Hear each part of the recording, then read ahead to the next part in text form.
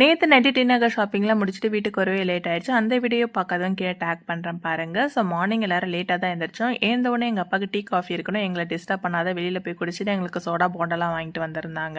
Morning டிஃபனுக்கு puri and உருளைக்கிழங்கு மசாலா பண்ணலான்ட்டு அம்மா உருளைக்கிழங்கு மசாலா வந்து பண்ணிட்டு இருந்தாங்க. நான் ஒரு பக்கம் பூரிக்கு வந்து தேய்ச்சிட்டு இருந்தேன். அப்பா வந்து உருட்டி கொடுத்துட்டு இருந்தாங்க. எங்கள் அம்மாவுக்கு பூரியே போட வராது, நல்லா அப்பளம் மாதிரி மொறுன்னு சுட்டு எடுப்பாங்க. இந்த தடவை நல்லா புசுன்னு போட்டு எடுத்தாங்க. உருட்டி கொடுத்தது யார், நந்தினி இல்லைன்னு சொல்லிட்டு இருந்தேன். 2 days பிஃபோர் ஏசிக்கு வந்து ஆர்டர் கொடுத்துருந்தோம். நேற்று டெலிவரி பண்ணிட்டாங்க. இன்னைக்கு ஃபிட்டிங்காக வந்திருந்தாங்க. இது சிங்கிள் ரூம்ன்றதுனால ஒரு டன் ஏசி வேர்ல்ஃபுல் பிராண்டில் வந்து ஆர்டர் பண்ணியிருந்தோம்.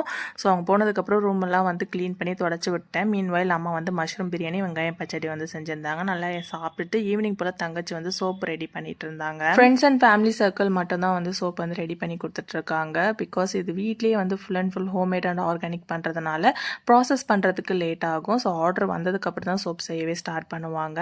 இன்னைக்கு வந்து ஆவாரம் சோப்பும் அண்ட் கேரட் சோப்பும் வந்து ரெடி பண்ணிட்டு இருந்தாங்க. ஸோ இந்த மாதிரி மினி vlogலாம் பிடிச்சிருந்தா நம்ம சேனலை மறக்காம சப்ஸ்கிரைப் பண்ணிக்கோங்க. தேங்க்ஸ் ஃபார் வாட்சிங்.